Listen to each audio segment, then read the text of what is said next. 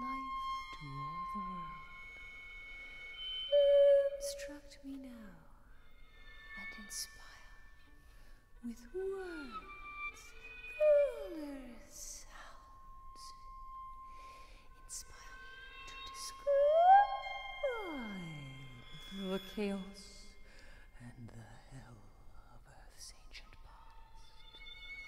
Take me back to life's beginning, shrouded in sulphurous mist, oxygenless, treeless, flowerless past. O cells, sing within me of your first youth.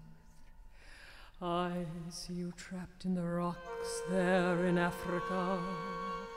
Thou Swaziland microbial mats, which tell the story for all who dare to read it. The story of a boiling Hades 3.5 billion years ago. O Earth, accept me as your humble publicist, and let me sing of ribosomes and mitochondria and things not yet immortalized in music, prose, or rhyme. Teach me, O ancient nine, honored muses, come. Sing through my senses with the 9 microtubules. Signatures of the first creatrix. Teach me how God copulated with chaos and from that vast and dark abyss created this fine world. Sing to me of how that bubble formed in that esoteric chemistry and made life, and made me from that first monad. How did it all begin, Great Spirit? Was it a system of interlocking reactions that persist and repeat and then repeat again and then repeat again? An automatic system or cyclical series of interlocking reactions like some inevitable chemical clock? Oh, Spirit Muse, reveal the inner workings of your heart and greasy bubble world.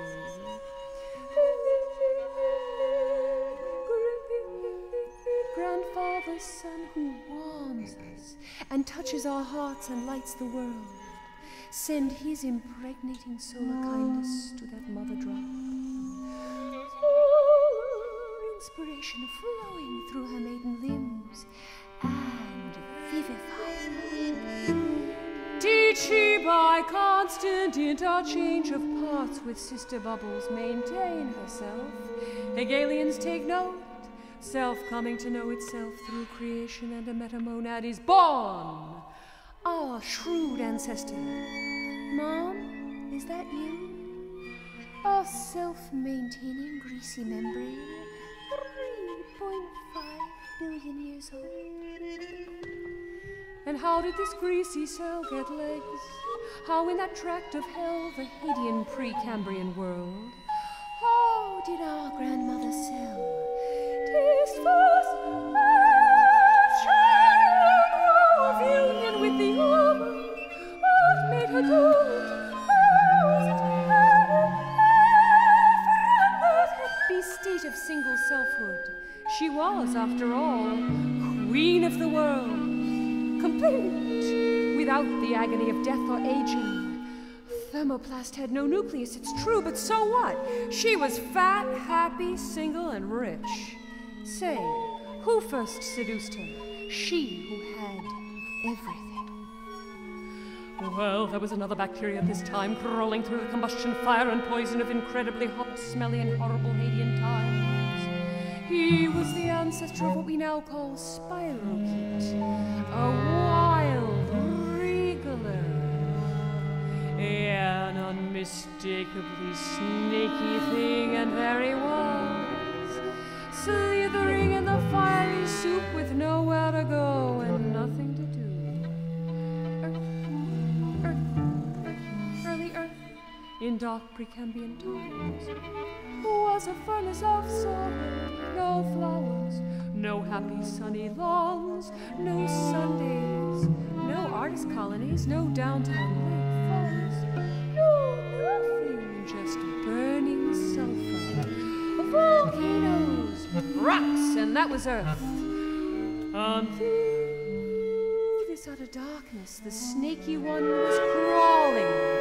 He and his creepy pals, snaking through the Swaziland scum, looking for something to do, some way to get out of suburbia and into the glamorous kingdom of animals. But they had no car. Once they had lived in heaven, like princes. But now the spirochete, having offended the Great Spirit with his arrogance, had been condemned to earth as prison. It was torture. And the pre-spirochete broke the ghastly silence with these words. He said, if I can get over on this mother egg, this beautiful fat monad, if I can just get up inside her, I will be able to reproduce myself and make the world my own. It may take a while, but eventually I'll be back on top, driving a Ferrari and acting like God, drinking beer and playing the trombone or some such instrument as I used to play in heaven.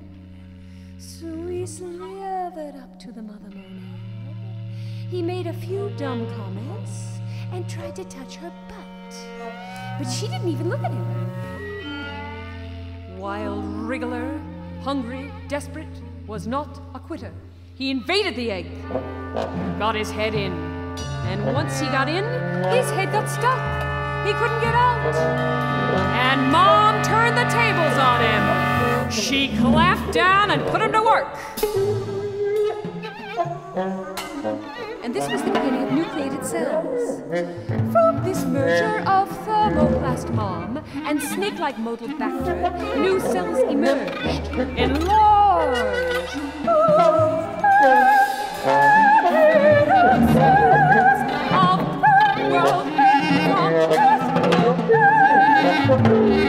The molten fireball Earth was cooling now, and clouds of steam and mist rose up.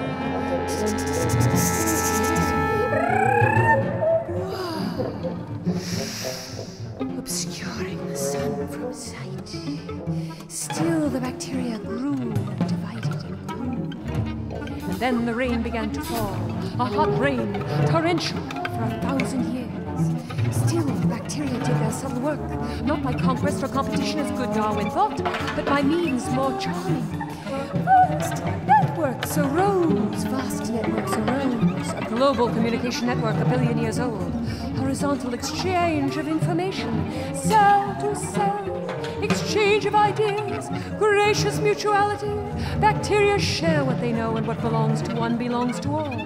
And this had made the kingdom of bacteria omnipotent.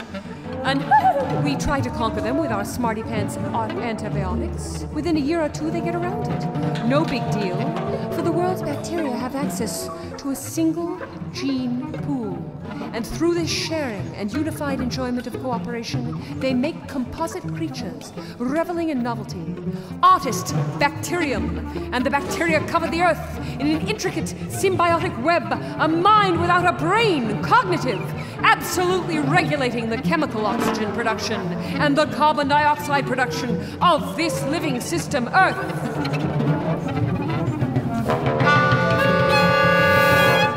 And after Monera and Protoctist, what visible plant or animal appeared first? I hear you asking with one voice. Well, baby, it's neither plant nor animal.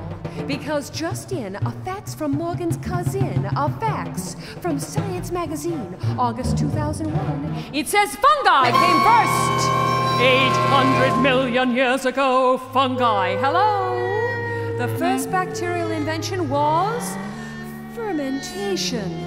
Thank you, I'll take a Heineken. Fungi, shrooms, soba, chemical eaters, descendants of chytrids, nitrogen fixers, arbuscular mycorrhizae still in the roots of every tree, working together and sharing. Get the picture? There was a tremendous amount of oxygen around, waste.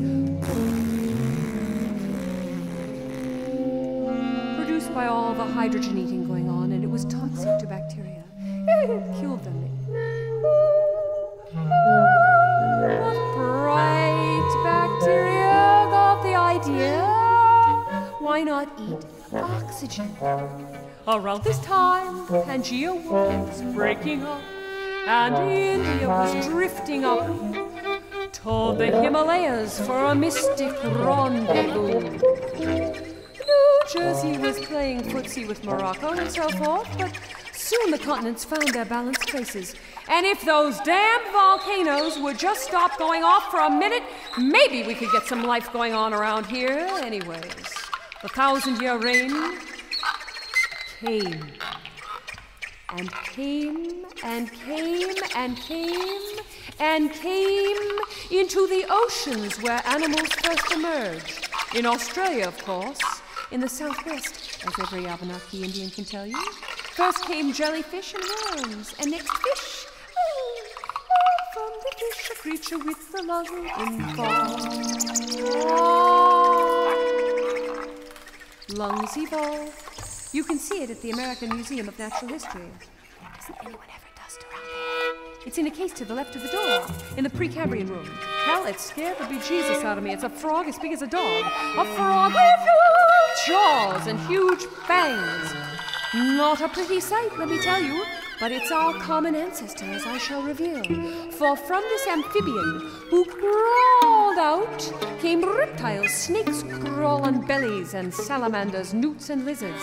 They were egg layers, nest builders, and remember, all this movement is still coming from that magic seed at the base of all life, spirochete, who became flagellum and then unduly podium. The corkscrew archibacterium is at the root of every central kinetosome.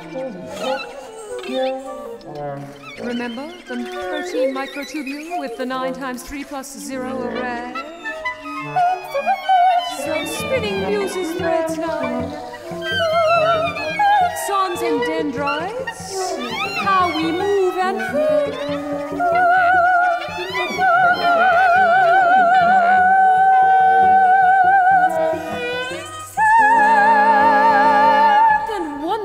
Amazing creator and his eons, epics, and eras of creativity never ceasing.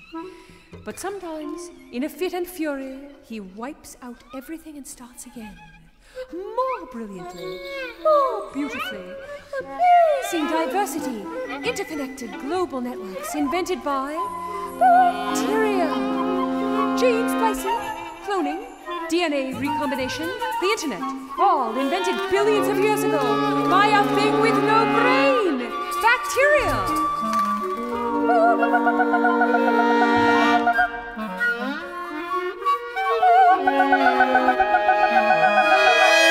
And after the big Cambrian die-off, outstanding creativity, with originality, with balls, life grew again. And now from lizards grew Satan.